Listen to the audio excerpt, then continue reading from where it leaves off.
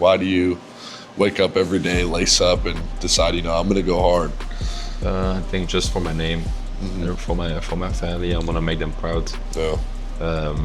We have this thing going on in our family, like the Ritter. It's, if you translate it into English, is the Knight. So that's pretty funny, but we always look to ourselves like really competitive people, and our name is certainly really important for us. But just the why, I love basketball. Yeah, I think a lot of people don't understand how much we truly care about the game. It's taken us so many different places. Yeah, of course. I've gotten to meet people like you, play with people like you. It's something you can't really describe. It's just something you gotta have and feel.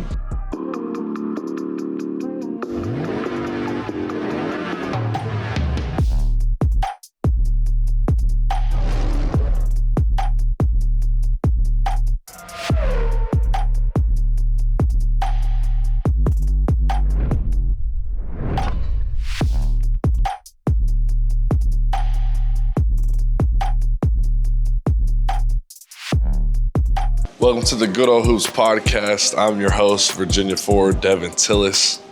If you've been watching the Who's lately, then you know that this guy, Thijs the Ritter, has been lighting it up on the court. What's up, Thijs? How you doing, my brother? Good, man. How are you, man? I'm good, man. How's your morning been? What you been up to so far? Easy. Just woke up. Got in my car and straight to the gym, man. Yeah, this guy's a gym rat. Loves to be in the gym. Yes. So we, this past weekend, we had the Greenbrier tournament. Some really good things and some things that we got to work on. How did you feel it went for you for this week? It was a cool experience. First of all, the hotel was crazy there. Yeah. You had everything there. This is my first time playing in this ballroom, low ceiling. Yeah. It was crazy, but we played two good teams. Yeah. We won one, we lost one. And like you said before, we have some things that we did good, and we have some things we have to work on. So yeah. It was probably a pretty unique environment, especially being from Belgium. You guys played in smaller gyms too, but not that small. everybody was saying as this reminds me of you in Belgium. I said, bro, no. I know. I feel like everybody was like, Tess, when you were young, this is the gym you grew up in, but. I don't know if anybody would ever play in that gym. It was size-wise, it was pretty the same, but it was not that bad. It was a beautiful gym though, but it's just unique also for you. Yeah, definitely a different experience. Yeah, sure. Yeah, you dropped 26 points in the first game. Second game you had 10 and 5. Obviously you got that hit in the eye, elbow in the eye, and the refs didn't help much, but. What was the experience like playing against, you played against two pretty good foremen, and I feel like you held your own and dominated in some ways. But. Yeah, I think the first game, we had a long time to scout those players, and we had a whole week to prepare for that game, so that really helped, especially for the top scoring of the Big Ten from last season. So that was really important to really focus on that guy and just locked in defense. Yeah, do you feel like going into that game especially, you kind of had a chip on your shoulder? I was not more ready than other games, but I was like, hey, I really have to stop that guy. Yeah. Because he was averaging 20 points. If we didn't stop that guy, it was going to be difficult, but I think we did a good job as a team too, we were switching with the point guards and whatever. Yeah. Collectively, we did a really great job on that guy. Yeah, 100%. So, I feel like we learned a lot throughout this tournament. Obviously, we didn't get the win on Saturday. Yes. But it's just one game. And maybe sometimes good, to get a punch in our face, or get a setback and just go to the basics again. I think it'll make us a lot better going forward. I think we had it pretty easy and kind of sweet until... kind of like you said, we got punched in the mouth a little bit, so I think it'll make us a lot better as a team. And everybody know we can play better than those two games, even if we won the first one. So. Yeah, 100%. Shots are going to fall. Yeah, for sure. Plays are going to be made. We'll be okay. Now that the Greenbrier's behind us, how do you think the team handled the trip as a whole? Like, just, you know, facing adversity, That's a good question. playing together. You know, what did you learn about our identity as a team from playing in this tournament? I think I think we missed our both starts from the game, but I think we fought back. But that has to be our identity from the beginning. Yeah. Just that fighting spirit that we had in the first game. I mean, second game we had some moments, but not 40 minutes that we have to. But I think just the physicality, that has to be our thing. Yeah. And we have to start with the physicality and not wait on our opponent team to punch us first. And just I think we showed that in our home games already. Like we can be a really good team when we are playing together. So yeah, 100%. Together part, and our physicality has to be our main strength. Yeah, definitely. I kind of agree with you. Like, we can't just wait for, you know, a team to bring it to us. We got to bring it to them. Yeah, I think that's what we did, like those two games. Yeah. Even we won the first game, but it wasn't pretty. I know. It wasn't pretty. I do think, like, our team has a lot of fight in them. Yeah. But we can't wait for that fight. No. Because we could be dominant in every aspect of the game, I think. Yeah, and we missed a lot of 3-point shots too. And we are definitely a team. Like everybody was talking about in being up season, like, hey, it's a shooting team, but we missed a lot of 3-point shots. I blame it on the ballroom. All right, kind of moving on from the Greenbrier. Now we're just going to kind of get into you and your basketball journey. You know, take us back to, like, when you started playing basketball and how you kind of grew as a basketball player throughout the years. You know, I think the fans want to know about your professional career a little bit, and what brought you to UVA and how you got started here. It's a long story. Okay, let's start from the beginning. First, I was playing soccer. So I started playing soccer when I was 5-6 years old. Okay, hold up. This is a common theme. So this is the third interview in a row with a European guy. I guess Ugo, Johan, now you. You guys all started playing soccer. Who was the best soccer player out of the three? I feel like Ugo's not very good at soccer. I can't tell though. Man, I think I'm pretty confident I was pretty good. But we're never gonna know. But did Martin start playing soccer too? I think Marty too. Yeah. Yeah. We might have run it like is such a huge sport in Europe. Yeah. I mean, in the world. Man, it's such a huge sport. Everybody loves watching soccer. I mean, even I sometimes watch soccer. I mean, when our national team plays for like the world championship or whatever European, everybody's watching in Belgium. Like everybody. But yeah, it's like if you go to Belgium or Europe, man, like, hey, do you watch soccer or do you play soccer? Like 90% of the people are. Yes. Dang. Okay, so you started off playing soccer. I started playing soccer like 50 minutes away from my house. Oh. I was with a friend from school. Just 4 years long. I was pretty tall for that age, so like parents of the opponent team, they were like complaining all the time, like, hey, show me his identity, like, hey, he's not 10 years old or 9 years old or whatever. It was crazy. As a kid, you know, I was crying, so I was like, it's not fun anymore. And one funny story, like one time we had like these penalty kicks. And I was pretty, like, I was tall. I was taller than the rest, like way taller. I was way stronger with it because I was taller. I was way faster. So I was pushing kids around. Of course, they were my age, but I was, so one time we had penalty kicks. So I went, and the goalkeeper was really small. And I yeet the ball, like, super hard, like right in his gut. Like right in his gut. And like he flew into the goal. And that's still a story, like if you're on like on a dining table with our family, like there's still a story. They still share. So it's pretty funny. And then my brother was playing. I have two brothers. My older brother was playing basketball at the time with my dad. Yeah.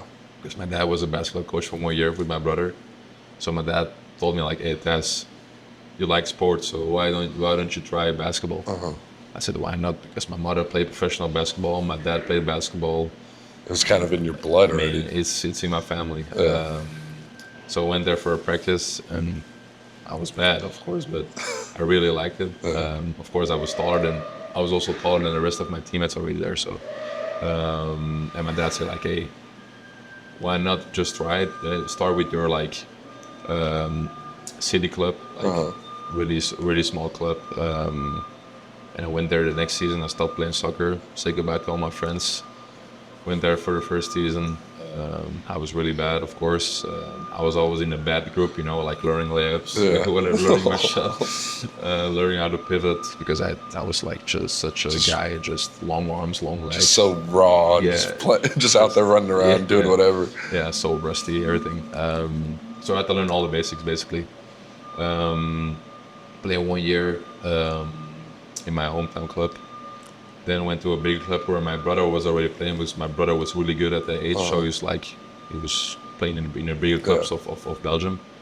So the next year they scouted me, let's say, and it's like, "Hey, Thijs, come here with us too, and you learn all the basics in a proper way." And so I said, let's go for it.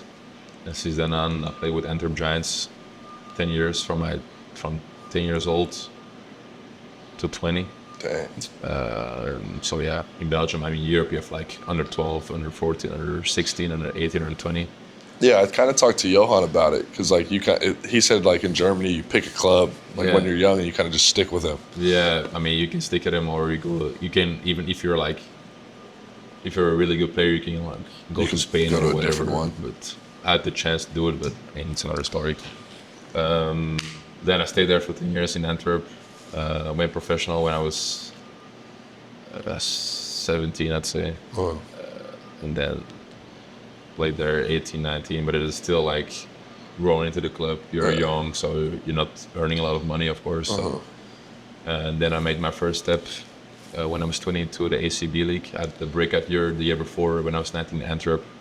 I was 6th man of the year. I was rookie of the year. I was All-Star 5 of the year. So I had a really good year. Thanks to my coach there. And then I went to Bilbao, Spain for 2 years. And yeah, man, now I'm here. Yeah, I mean, playing for Bilbao in Spain, you know, that's a really good league that you could play in. You know, you played for Bilbao in Spain, you know, one of the toughest leagues in Europe. What lessons and things did that club teach you to prepare you for college basketball? The league is really tough, because if you average 15 points a game, you're really, really good. You're probably one of the best players in the league, right? So the league is really like playing together, and really, if some NBA players that came from NBA and went to ACB in Spain. So, I mean, my last game I played against Jabari Parker. Dang. And he was playing in Barcelona, so it was really the player that I looked up to. But I was just playing against older guys that were way stronger and way more experienced than me. And I played also with those guys. You know, they teach me a lot of their skills, tricks, things that I can do on a court. So that league prepared me already for the next step, and they really prepared me for NBA. That's the thing. That's my dream. You know? So no, ACB it's a really tough league. I mean, you have some NBA players that came from NBA right to that league. It's pretty physical. It's a really great passing league. Like, you see a lot of players that are really skilled. And for me, it was really difficult the first year, because you came from Belgium level, where it's bad, let's say, in Europe, to like the best European competition. Elite team. So the adjustment was really tough. I mean, I was in ACB of like 5 big guys, like 2 centers, 2 power forwards, and then you have like that 5th guy was like maybe the 3rd power forward, or you never know. And I was that as first, but then I was like lucky with some guys that were injured before me, so the coach gave me a chance, and I took it with both hands, and it turned out really good.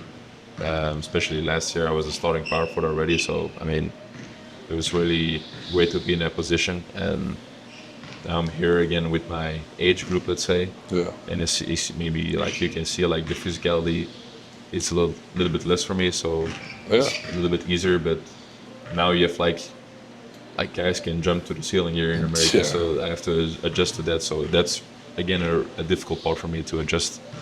So no, I'm just playing my style of basketball, I guess, and it's working out so far. Yeah. What are like the biggest differences like in the style of play? Like, is it just the toughness and like the physicality? And the guys are just so explosive, man. Yeah. It's incredible. In Europe, it's more controlled, and of course you have some guys who come over from America, from the States, or even sometimes in Europe, but that's not really the thing. That those guys are really explosive. Yeah. But here, everybody can do it. Yeah. So I think it's kind of interesting how like Europe they take imports, right?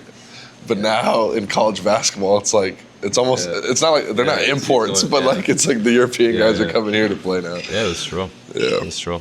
Okay, but now after Bilbao, you kind of went through the draft process, and then you decided to ultimately come to college. What was like your decision making through that process, and what was it like, working out for teams? I saw a guy signing with UVA, Devin Tillis, so I thought you didn't know me. No. So I went through the draft process a couple times, but the last 2 times were like really serious. I mean, more serious. The first year I did only one workout for the Indiana Pacers. I was really nervous, man. The workout was probably so bad. Yeah. But then, like me and my agent, hey, I'm gonna take my name out of the draft and hey, let's go for next year. But then we were like half through the season, I think maybe further, and my American agent was like, "Hey, you might be eligible for the draft again. To go to college." Oh. Go to college, and I was like, "What?" Like I gave up on that like a long time ago. I was like 18 and past. College is nothing for me, But at that time, like NBA scouts were saying, like, "Hey, Thijs, if you maybe can go to college, like they want to see how you play in American basketball. Yeah, we can compare with other players." Yeah. And NBA was really my dream, so I was like, "Hey, let's do it, man. I want to like show myself I can do it, and I'm ready for the next step, But also, I think if I stayed in Europe, I think I'll be probably more mature in the things I already had done, like rebounding, bringing energy. But I want to more skill in my game, So I think UVA was the right fit. Of course, I had some other options, but I think UVA was the right fit for me. With the coaching staff, the teammates who can make me better. And Coach Ryan Odom and Griff and the rest of the staff did a really great job to introducing me to this place, like this atmosphere. The fans are amazing. So, like everything UVA, like I talked with some players, Justin Anderson, I played against him with my last game in Barcelona. It was that time in Barcelona, and he was telling me already, like, it was like we were warming up. It's really a funny story. We were warming up in a game, and somebody told me already, like, he played for UVA, so I kind of forgot. So he was looking at me in a warm up, and I was like, hey, what's up with the guy, man? Like, he's like looking at me, like, and then we came like in the half court, we were like doing layups. Like, hey man, I went to UVA too, and like, hey, I'm really happy for you. And I was like, hey, yo, there's like the family feeling that I like, Like in Bilbao I had it, in my former club I had it. So that's what I really love. Like everybody's so connected to UVA, like every sports. If you're like going to watch football, like football players, like hey, say, hey, what's up? Like everybody's talking with each other. So I think that was a really big part for me. Like the family feeling at the UVA is really special, and that's why I chose UVA. Yeah, that's kind of why I chose it too. I mean, for me it was different. My head coach at UC Irvine and Coach Ryan Odom, they went to college together. Oh wow! And Griff actually. So like when Coach Odom called my coach, it was kind of easy. I felt comfortable because it was like, okay, you guys know each other. It's probably right for me. Was that the main reason you went here? Or? Yeah, I mean, it was one of them. Yeah. Obviously, I felt comfortable with Coach Odom, and then It's not a conference. I wanted to go to a different conference, Yeah. and also like Coach Odom won it everywhere he's been at. Was it hard for you too, because you came from California? So I mean, it's a long way too. Right? I mean, now that I'm older, it wasn't as hard. If I was like 18, I probably wouldn't have came here because it's just like, Yeah, away from home. I mean, I went to UNLV my first year in Vegas and it was far. I was like, geez, I want to go back home. Yeah, okay. But no, it wasn't too hard. I mean, most schools that recruited me in Yeah. the portal were Midwest or And East still, Coast. you still speak the same language. If you fly There's if you fly 6 hours in Europe, man, you're I don't know where you're at, bro. It's like from Belgium, 6 hours flight. I mean, you're Yeah, there was no like You're major. culture shock for me, you know. yeah, Like you guys, Johan, Marty, kind of deal with a little bit yeah. different I mean, adversity. for me, it's. I mean, from Belgium going to Spain, it's not a language, because in Spain they don't speak English, not at all. But traveling here, everybody speaks English, so it's more difficult because you're far away from your family, but it's easier to adjust because everybody speaks English. Yeah. So, yeah. Yeah. So you've played in a bunch of different leagues. You've also played for your country. What is it like playing for your country? Is that just a different level of really love special. and passion? You have also national teams. It begins under 16, under 18, under 20. So I played all of them. Like only 1 year under 18 because there was COVID, of course. Yeah. So I started when I was 15. So I played 2 times under 16, only 1 time under 18 because there was COVID, and then 2 times under 20. And that's really special, man. Yeah. It probably just means something else, you know. Yeah, of course. And I played against like good players. I played against Victor Wembanyama when I was younger, so Jeez. and he was already tall, Yeah. super tall. And yeah, I mean, it's beautiful because every summer you go somewhere to different places. You see Europe basically. I think I went to every country in Europe already. So due to basketball, thanks to basketball. Yeah.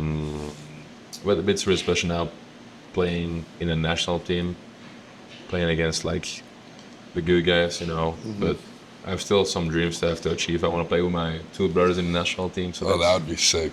like I have a younger brother and an older brother, so that's my biggest dream, like to play with those guys. That would be awesome. I've always wanted to play with my brother. Yeah. I mean, I my brother's 5 years with my older older than me. brother in Antwerp though, Uh-huh. because that was only for 1 year.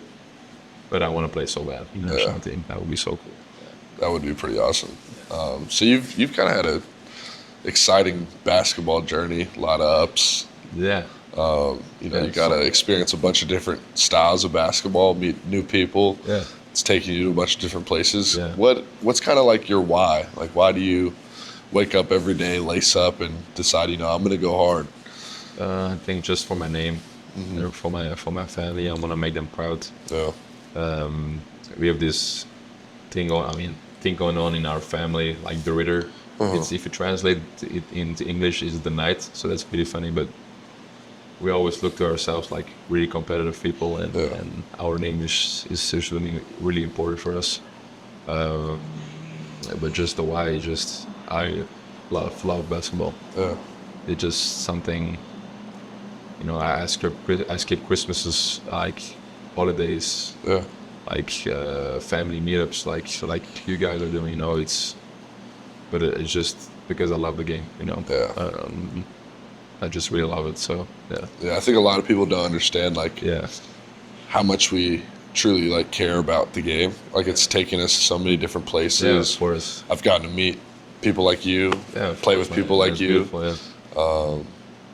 It's like it's something you can't really describe. It's just something you gotta have and feel. Like everything surrounded by us is basketball basically.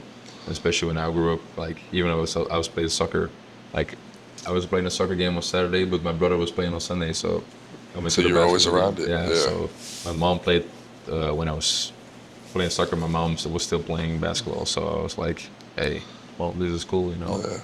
So I was always surrounded by basketball. So I just love basketball. And like you said before, basketball is taking us to places we've never been before. Yeah. I was in the gym of the Houston Rockets and the gym of the Indiana Pacers and the gym of Boston Celtics. Like, hey, Yeah, you never. I saw all those banners with the championship, so that was Probably when you were a little man. scrawny kid with a big head. I saw Larry Bird in the first workout. I was already stressed out, and I saw that guy coming in the gym. I was like, oh, please. And that was so cool. When you were a little kid playing soccer, you probably would have never thought that you'd end up in those places. No, never.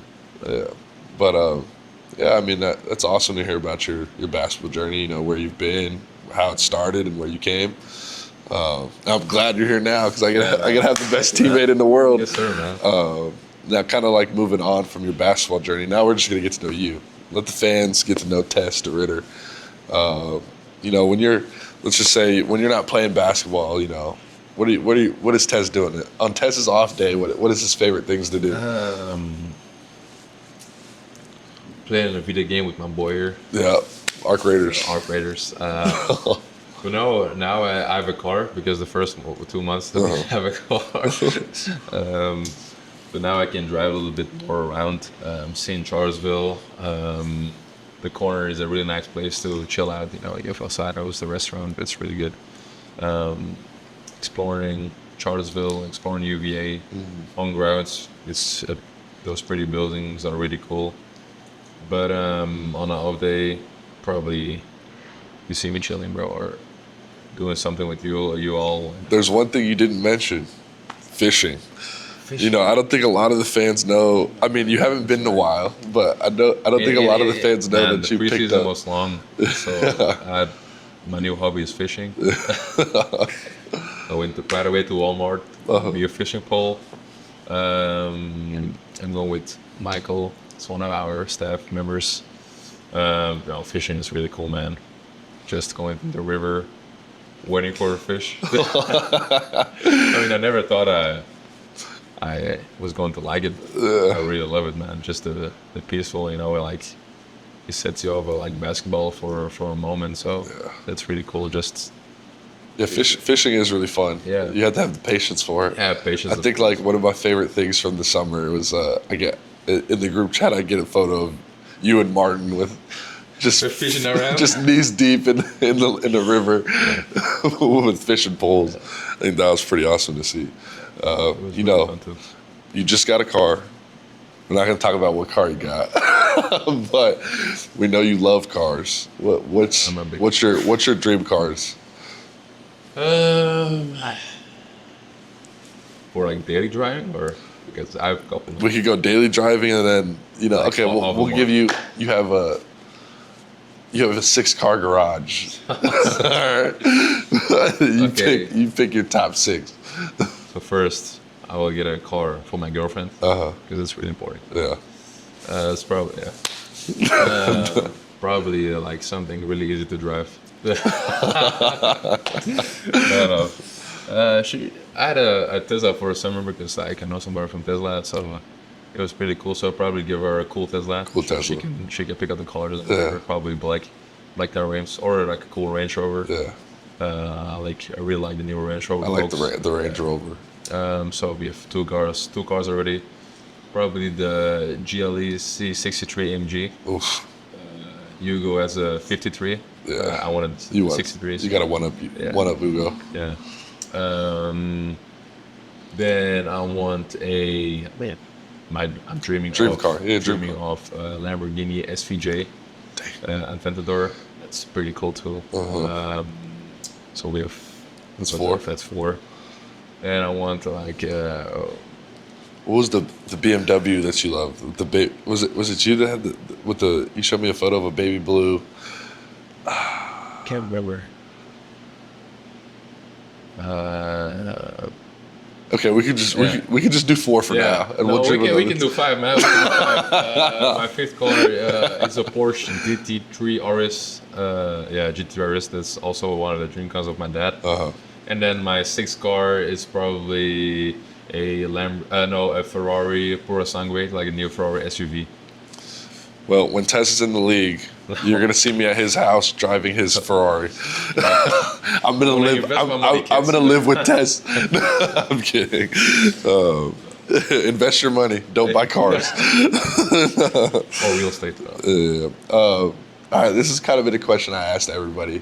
So in the future, let's just say you're done playing basketball. What does your life look like? What is Thijs de Ridder doing? Hopefully taking care of my children. How many kids? How many kids are you gonna have? Yeah, it's not something that I'm thinking about right now. But no, I see myself like do something with cars probably, or something with real estate. Yeah. And probably I want to do something with like kids into basketball, like scouting kids. Yeah. In Just something staying in Belgium. around the game. I want to grow basketball in Belgium because it's one of the small. It's growing right now because we have a couple NBA players right now, and our women national basketball team is doing really, really good right now. So I see basketball is growing, but I want to do something like to let it grow even more. Yeah, that'd be awesome. Yeah. All right, now kind of get into just our last little segment, Right. where we talk about the goals for the year and what this year looks like. What goals do you have for yourself going forward? As a basketball player or as a person, and then what goals do you think you have for the team? Let's start it off. Personal. I don't want to say like to expand my back because it's a really like strange saying, but I just want to be more skilled than I was. Yeah. Like my passing has to be better, my shooting has to be better. Just build up everything. I want to be a more complete player. Yeah, you want to be. an NBA player. You want to be a pro. I want to be an NBA player. I think this environment is the best environment that I could have. Yeah. And I think that's pretty much it personally.